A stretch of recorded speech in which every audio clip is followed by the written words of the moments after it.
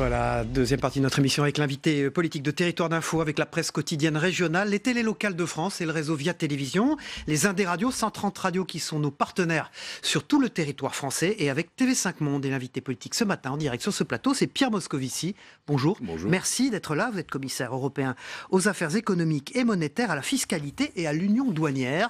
Et pour vous interroger à mes côtés ce matin, Oriane Mancini, spécialiste politique de Public Sénat. Bonjour. Oriane. Et Fabrice Vesser-Redon du groupe EBRA qui représente l'Est républicain sur ce plateau ce matin. Bonjour Cyril. Ce sera également dans l'estrépublicain.fr, mais dans tous les sites internet de la presse quotidienne régionale, votre interview ce matin qui sera retransmise à partir de 10h30, Pierre Moscovici. L'Assemblée nationale a voté des mesures d'urgence cette nuit, c'est 10 milliards de plus dans le budget. Est-ce que cette crise des gilets jaunes, elle valait 10 milliards ? Elle nécessitait sans aucun doute des mesures d'urgence, parce qu'il y avait, je crois, un ras-le-bol qui s'exprimait, un ras-le-bol fiscal que j'avais moi-même noté quand j'étais ministre des Finances, c'était il y a 5 ans, en 2013.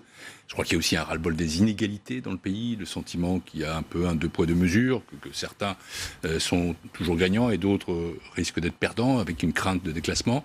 Il y a aussi une forme de ras-le-bol de l'invisibilité, des gens qui ont l'impression on ne m'écoute pas, on ne me reconnaît pas.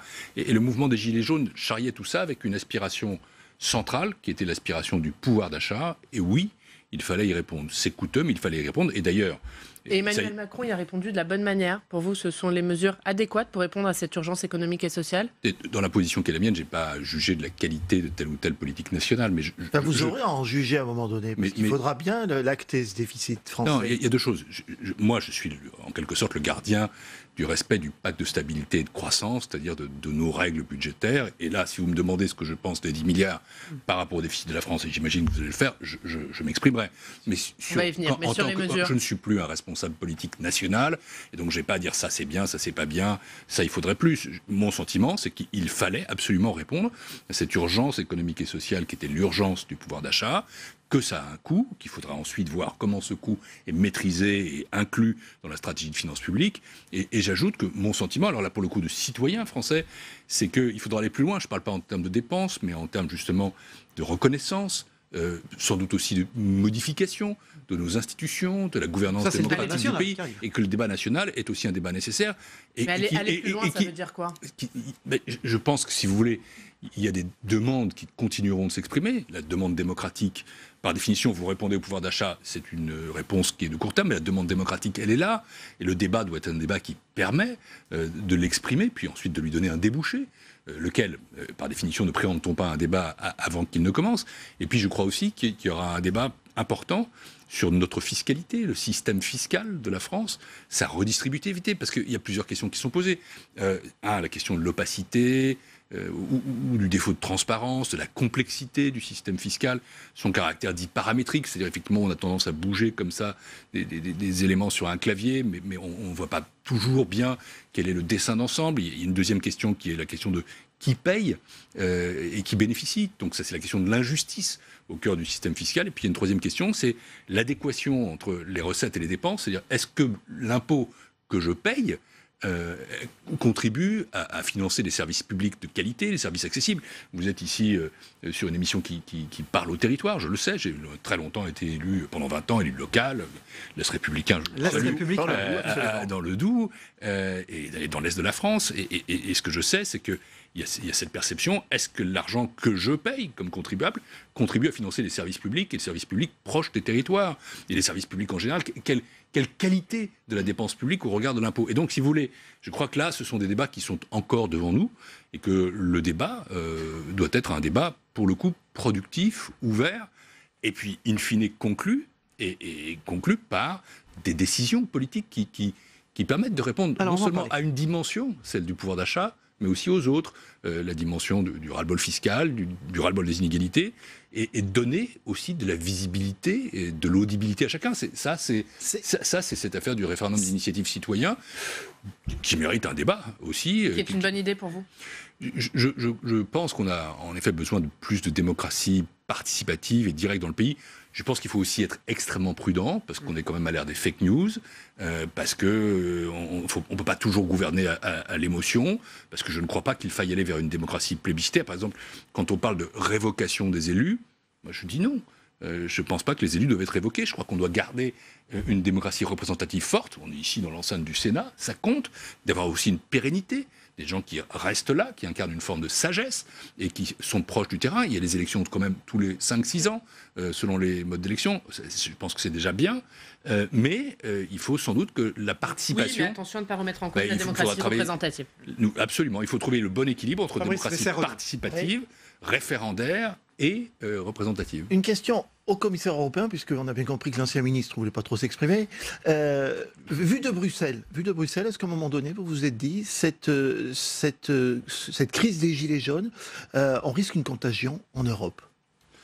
Mais la contagion, elle existe. Ce qu'expriment les Gilets jaunes, c'est une forme particulière, mais elle est ressentie un peu partout. Nous avons, comme ça, une montée qui s'exprime de manière très différente. Ici, c'est l'extrême droite. Là, ce sont globalement les populistes sociaux. C'est une forme de populisme. Je ne veux pas ramener les Gilets jaunes au populisme. Enfin, il y a une poussée populaire qui se tourne vers les formes traditionnelles de la démocratie, qui exprime une insatisfaction. Et il faut répondre de la bonne manière. La mauvaise manière, c'est ce qu'on appelle la démocratie illibérale. C'est le populisme d'extrême droite, c'est le nationalisme qui, in fine, se retourne toujours contre la liberté de la presse, contre la liberté de la justice, l'indépendance de la justice. Et on voit ça dans des pays comme la Hongrie ou la Pologne qui sont sous le coup de ce qu'on appelle l'article 7, des procédures de l'article 7 du traité pour violation de l'état de droit. Et puis ailleurs, et ça doit être une réponse par le haut, c'est justement une meilleure réponse démocratique à des aspirations populaires. Je dirais que, je vais utiliser un slogan, pardonnez-moi, pour répondre au populisme, il faut être populaire. Et il faut des politiques qui répondent vraiment aux aspirations du peuple en lui donnant la parole et en étant capable aussi d'entendre ce qu'il exprime. Et ça, c'est tout l'enjeu de ce qui se passe en France. Alors, il faut que cette crise débouche par une sortie par le haut. On va revenir un peu plus tard sur les européennes, mais c'est vrai qu'on a envie de vous entendre sur le financement de ces mesures, le chiffrage. Là, pour le coup, ça vous sentez compétent. Vous sentez compétent. Cette nuit à l'Assemblée nationale, pendant le débat, Éric Woerth parlait d'un choc de dépenses non financées. Est-ce que vous êtes d'accord ? D'abord, mais si, il est financé. La question, c'est de savoir s'il est bien financé. Alors, est-ce qu'il est bien financé ? D'abord, il y a effectivement cette dizaine de milliards. Disons que le déficit de la France, tel qu'il est présenté aujourd'hui, devrait être de 3,2% en 2019. Ça, c'est ce que dit Édouard Philippe. Vous êtes d'accord avec ce chiffre ? Je pense que ce chiffre n'est pas irréaliste, d'après les données qui sont les miennes, à peu de choses près. On sera peut-être au-dessus. Je crois. Enfin, ce que j'ai aujourd'hui, les données qui nous sont parvenues, elles sont sérieuses, et j'ai rencontré Bruno Le Maire à Bruxelles, qui est venu me voir et qui m'a donné des précisions utiles, montrent que 3,2, mais vous savez, 3,2, c'est déjà un chiffre élevé. C'est au-dessus des fameux 3%, et la France sera la seule, en 2019, à repasser au-dessus des 3%, avec toutefois une chose que je veux souligner, qui est un facteur atténuant, c'est qu'à l'intérieur des 3,2% français, il y a 0,9 points qui correspondent au transfert du CICE sur une baisse pérenne de charges sociales, ce qui fait que le déficit sous-jacent est à 2,3, 2,4, ce qui reste encore élevé dans la sphère européenne. Et donc, par rapport à ça... Comme effectivement 0,9, c'est le CICE, vous pensez qu'en 2020, la France repassera en dessous des 3%? Je le pense, et il le faut. Pourquoi? Parce que ce que j'ai dit, et je le redis ici, ce sont les règles. C'est pas quelque chose que j'invente, c'est pas parce que je suis français, parce que j'aime mon pays, ou parce que j'aurais je ne sais quelle indulgence. Un pays peut passer au-dessus de 3% sur un an, dès lors que ce n'est pas au-dessus de 3,5%, ça ne justifie pas de procédure particulière. Il ne peut pas être 2 ans de suite au-dessus de 3%, car sinon, à ce moment-là, on rebascule dans ce qu'on appelle une procédure pour déficit excessif. Dès lors que le déficit français, ce dépassement sera temporaire, exceptionnel, et j'ajoute limité, il est acceptable. Et c'est en ceci que je peux porter un regard sur le financement. Mais mon souhait, vraiment, c'est qu'il soit le plus limité possible. Pourquoi? Pas par respect de je ne sais quelles règles qui viendraient de l'extérieur. Moi, je ne suis pas extérieur. Les règles que j'applique sont des règles qui ont été décidées par les chefs d'État et de gouvernement, qui ont été votées par les parlements. Ce sont des règles qui s'appliquent à tous. Et ce sont des règles qui ont aussi une logique de bon sens, c'est d'éviter que la dette publique n'explose. Parce qu'il y a un autre chiffre, c'est qu'à 3,2%, on va se rapprocher sans doute des 100% de dette publique, et la France ne peut pas vivre durablement avec une dette publique qui soit élevée. Et c'est la raison pour laquelle il faudra en effet qu'après 2020, au-delà de cette poussée qui est justifiée par une situation exceptionnelle, le fleuve ou plutôt la rivière retrouve son lit, et qu'on soit capable, je crois, d'avoir en France aussi un respect durable des critères de finances publiques en dessous de 3%. Alors, vous avez vu qu'un accord a été trouvé entre le ministre de l'Intérieur et les policiers. Accord qui coûte, c'est une revalorisation de salaire. Est-ce que vous craignez que cet accord fasse boule de neige et que du coup, la rivière ne retrouve pas son lit, comme vous le dites? Encore une fois, je n'ai pas, moi, à m'immiscer dans la politique intérieure française, dans les choix qui sont faits. Est-ce que vous dites attention à ne pas trop sortir le chéquier? Ce que je dis, c'est que vous me parliez des 3,2%. 3,2% me paraissent documentés, justifiés, c'est limité, c'est exceptionnel, et ça doit le rester. Et donc je crois qu'il faut aussi garder ce sens de la mesure, mais je n'ai pas du tout à intervenir dans les négociations, et je comprends que des catégories qui sont durement sollicitées, et les gardiens de la paix l'ont été, puissent faire l'objet d'un geste. Mais il faut que tout cela soit maîtrisé. Parce que vous savez, il y a aussi une façon de financer certaines mesures, c'est de faire des économies ailleurs. Et ça, je crois qu'il ne faut pas... mais vous m'interrogez comme si j'étais le ministre des Finances de la France. Je l'ai été. Mais oui. Oui, mais parfois je suis très tenté de répondre, mais je ne le dois pas. Donc je me retiens. Pierre Moscovici, commissaire européen donc aux affaires économiques, et notre invité ce matin, et pas ancien ministre des Finances. Aussi, mais j'évite. Vous avez raison, a répondu Emmanuel Macron à la pétition sur les prix du carburant sur change.org. Mais est-ce qu'il a raison de le faire sur un réseau social, le président de la République? J'ai tendance à dire que oui, parce qu'il faut tenir compte de la démocratie telle qu'elle s'exprime aujourd'hui. Les réseaux sociaux sont un fait. C'est l'aspect populaire dont vous parliez tout à l'heure. Voire populiste. Non, il y a des dangers dans les réseaux sociaux, on les connaît. Il y a ce danger d'une politique qui justement soit basée sur le fake news, il y a le danger de boucles qui sont fondées sur l'insulte, il y a le risque de dérives complotistes. Moi-même, je dois avoir, je ne sais pas, 200 000 followers, comme on dit, sur Twitter. Là, il s'agit d'un réseau qui permet aux décideurs de répondre à des mises en cause. Et quand je vois le fil sur Twitter, je me dis parfois que c'est une sorte de poubelle démocratique, que ce sont surtout les gens qui insultent qui sont présents. Là, il s'agit d'autre chose. Il s'agit d'un réseau qui est un réseau, j'allais dire, d'intérêt général, qui interpelle les décideurs, qui fait promouvoir des pétitions. Emmanuel Macron répond à ces pétitions, il a raison. On ne peut pas toujours rester dans des formes d'expression qui sont traditionnelles. On est au XXIe siècle. Ces réseaux sont un fait. Il faut en éviter les dérives. Il faut aussi être capable d'en emprunter les bons chemins. La situation française ne vous met pas un peu en délicatesse, notamment par rapport aux partenaires européens comme l'Italie, qui viennent frapper à la porte de Bruxelles, disant bon, on va dépasser. Vous êtes, vous, sur le poste exposé, là. Qu'est-ce que vous leur dites? On accepte à Paris ce qu'on vous accepte? J'y passe beaucoup de temps. Et au fond, je suis plutôt content qu'entre l'Italie et la France, on n'ait pas fait deux poids, deux mesures. Parce qu'en effet, j'avoue que je me serais senti... Même si les règles pouvaient l'expliquer, pas tout à fait à l'aise d'expliquer que 2% en Italie c'était trop et que 3,2% en France ça passait. C'est vrai que ça a posé question. Mais c'était la vérité d'une certaine façon. Parce que le problème italien est un problème différent. C'est un pays qui voulait lancer une politique de relance sur plusieurs années, c'est pas quelque chose d'exceptionnel, et qui par ailleurs a 130% de dette publique, et donc faire une politique de relance quand vous êtes très endetté, ça percutait d'autres règles, les règles de déficit structurel, parce qu'il n'y a pas que le déficit dit nominal, mais je ne veux pas devenir technique, parce que tout de suite on va se noyer. Mais j'ai réussi, avec la Commission, à faire en sorte justement que l'Italie ne soit pas sanctionnée, qu'il n'y ait pas de procédure de déficit excessif. Et ça, c'est ce que j'aime bien dans mon métier.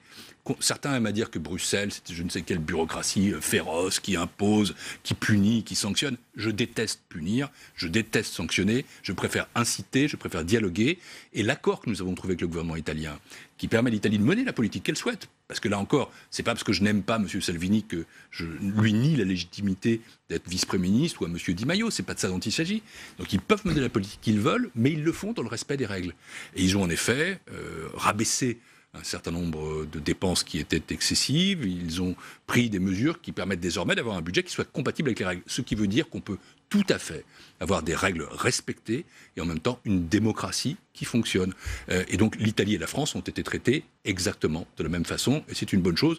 Je ne voulais pas qu'on soit exposé à ce risque de deux poids, deux mesures. La bonne façon de le faire, c'est que tout le monde finalement respecte les règles. Oriane Mancini. Un mot sur Ford.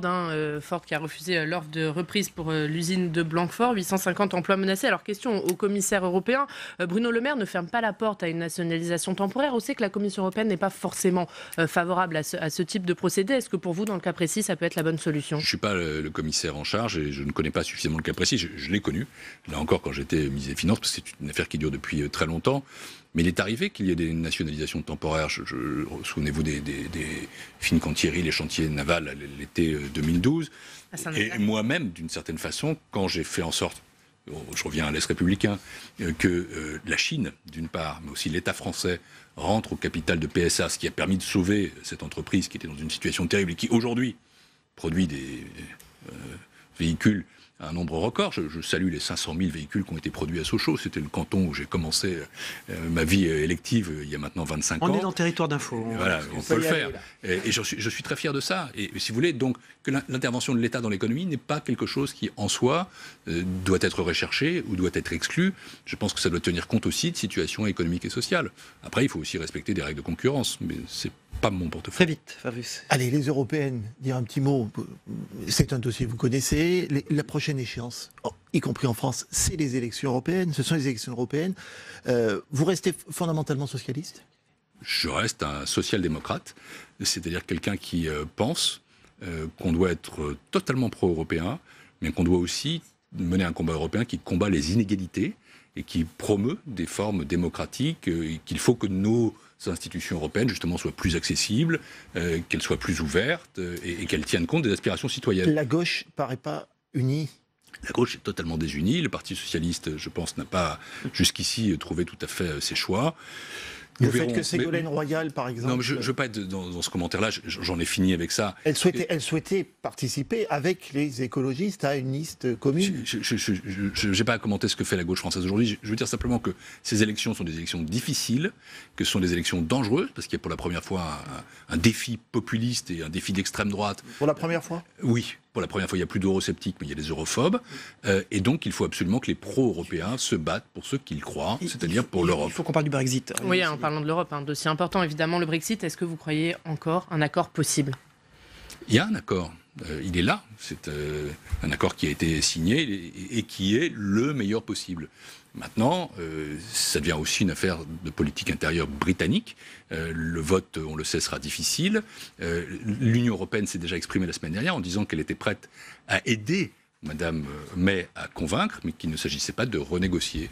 Et je pense que cet accord, il est là, et c'est sur la base de cet accord qu'il faut avancer. Le no deal, c'est une catastrophe économique ? C'est un sujet tout à fait préoccupant, parce que, en effet, il y a un risque pour les chaînes d'approvisionnement, et il y a surtout un risque tout à fait massif, et on le sait, pour le Royaume-Uni, qui connaîtrait probablement une récession, et c'est la raison pour laquelle l'Union européenne serait touchée, mais moins. C'est-à-dire que nous sommes moins dépendants de tout ce qui nous entoure, plutôt du Royaume-Uni, que le Royaume-Uni est dépendant de tout ce qui l'entoure. Mais bon, j'espère encore, c'est peut-être mon vœu pour 2019, que nous conjurerons ce risque. Merci beaucoup. Pierre Moscovici, commissaire européen aux affaires économiques et monétaires, à la fiscalité et à l'union douanière, d'avoir été notre invité ce matin. Merci à vous. On passe au débrief de l'actualité. Merci Oriane Mancini. Merci Cyril. Merci Fabrice Vesser-Rodon. Merci.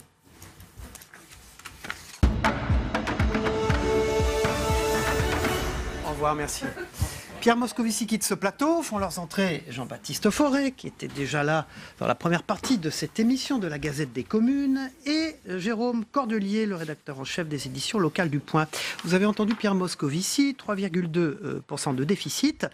Ça passe pour le commissaire européen aux affaires économiques, Jérôme Cordelier. Enfin, il a tiré la sonnette d'alarme quand même. Ça passe. Ça passe. Ben, oui, mais il dit ça passe là de manière exceptionnelle. Mais voilà, faut pas. Il a tiré. Et d'ailleurs, c'est son rôle de tirer la sonnette d'alarme. C'est pas. J'allais dire, c'est pas Pierre Moscovici qui s'exprime, c'est le commissaire européen. Donc là, il dit voilà, on peut être. Mais après, il faut être dans les clous, quoi. De manière exceptionnelle, on peut. on peut se permettre peut-être, mais voilà, après... On a vu des manières exceptionnelles durer un peu, hein. Jean-Baptiste Forêt. Oui, alors il parle de déficit temporaire, limité, exceptionnel. Enfin, on sent que les éléments de langage, les règles, il les maîtrise sur le bout des doigts. Je crois qu'il veut pas que Bruxelles apparaisse un peu comme le père Fouettard, hein, dans cette affaire de dépassement de déficit. On sait que l'Europe est quand même conspuée par un certain nombre de gilets jaunes. Donc, bouc émissaire, l'Europe, bouc émissaire. Oui, l'Europe bouc émissaire, tout facile, évidemment, puisque et lui rappelle quand même volontiers qu'il a été député du pays de Montbéliard, fief de Peugeot. Le Doubs. Qui connaît cette France des provinces lointaines, de l'industrie, qu'il a mis les mains dans le cambouis. L'Est de la France, le Doubs. Jérôme Cordelier, vous avez vu sa réaction sur Emmanuel Macron, là, qui intervient donc sur les réseaux sociaux, sur un réseau social, donc change.org, qui répond Gilets jaunes, face à la pétition sur les carburants. Il dit que c'est au fond une forme presque moderne, normale, pour un président de la République de s'adresser aux Français, aux gens.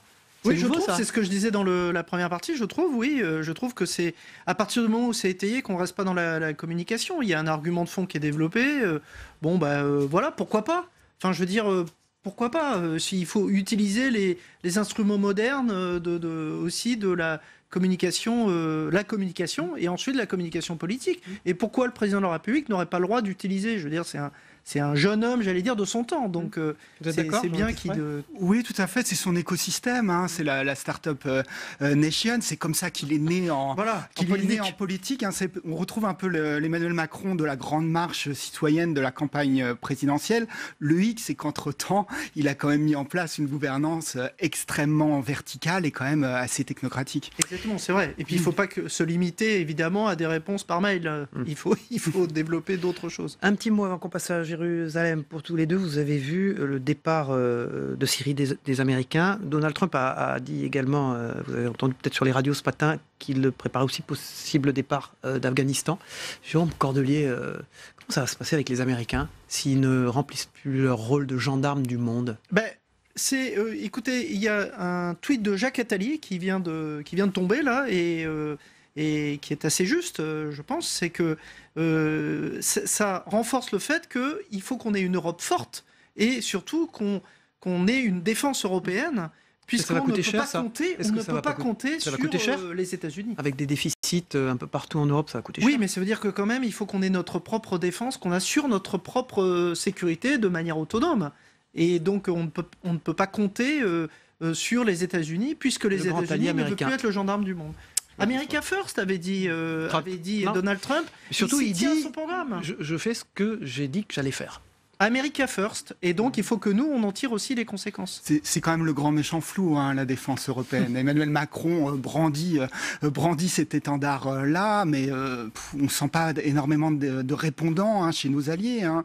Emmanuel Macron a quand même joué la carte du sérieux budgétaire, hein, pour complaire à Berlin et à Angela Merkel, et il récolte quand même assez peu de fruits de cette politique. C'est peut-être l'une des raisons pour lesquelles il laisse un peu filer les déficits aujourd'hui. Avec un ministre de la Défense, hein, qui quitte la Maison-Blanche, qui démissionne parce qu'il n'est pas d'accord avec les décisions de retrait de Syrie du président des États-Unis, avec des marchés aussi qui s'enfoncent de plus en plus dans le rouge depuis 2 ans, au fond. Hein, la fameuse politique économique de Donald Trump qui a semblé être plébiscitée, eh bien, elle porte pas forcément ses fruits aussi, Jérôme Cordelier. Oui, alors ça, pour répondre à cette question, moi je ne suis pas un expert des questions américaines, hein, donc de politique, mais oui, évidemment, il faut... le problème, c'est que maintenant, je pense qu'on ne peut pas avoir une réflexion nationale dans un monde qui change.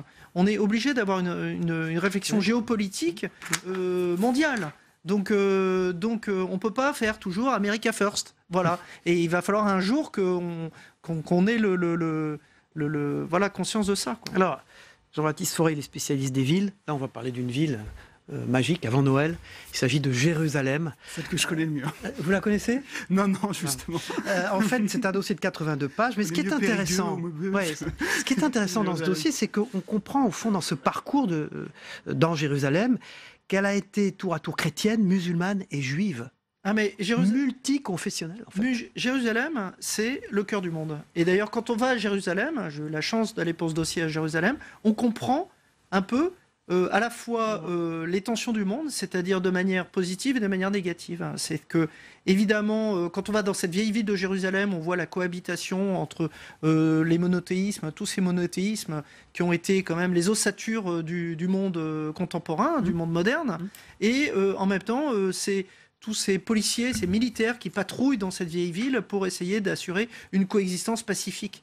Et donc on sent un climat à la fois d'enthousiasme collectif, de frénésie collective, et en même temps une tension assez importante. Et vraiment, on a l'impression d'être là où bat le cœur du monde. Est-ce que vous saviez, Jean-Baptiste Forêt, que cette ville, Jérusalem, a porté de multiples noms? C'est pas toujours appelé Jérusalem. Non, je l'ignorais. Oui, au cours de l'histoire, évidemment, c'est une ville, et d'ailleurs on le voit à l'œil nu dans cette ville par les strates.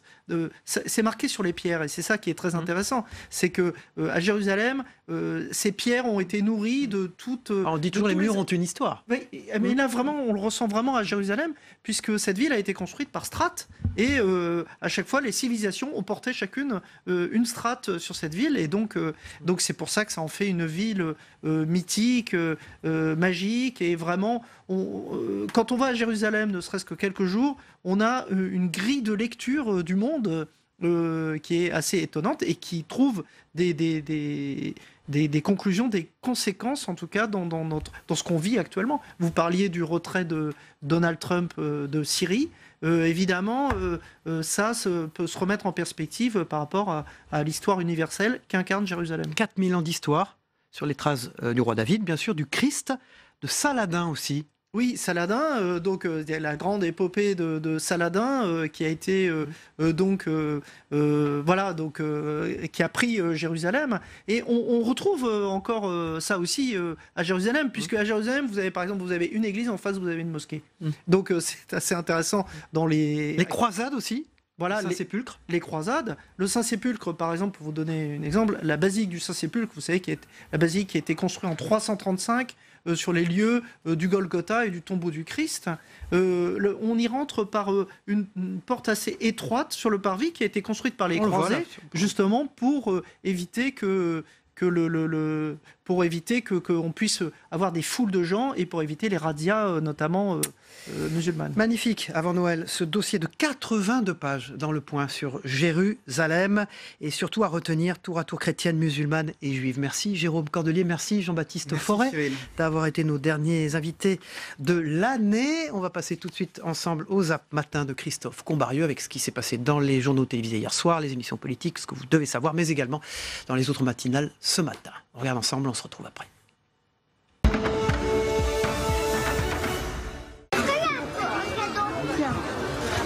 C'est un énorme cadeau. Il est déjà en train de négocier. C'est des cadeaux, Monsieur le Président. De temps en temps. Pour arrêter la mobilisation des Gilets jaunes, Emmanuel Macron annonce lâche un peu de lest sur le pouvoir d'achat sans rien régler sur le fond et sans rien régler du problème de la fracture démocratique. Et pour les policiers, c'est exactement la même chose. Le gouvernement leur avait promis une prime de 300 €, mais ils ont obtenu plus. Une augmentation de salaire et de leur prime de risque, 120 à 150 € net par mois en plus d'ici 2020. Vous avez payé hier soir le salaire de la peur.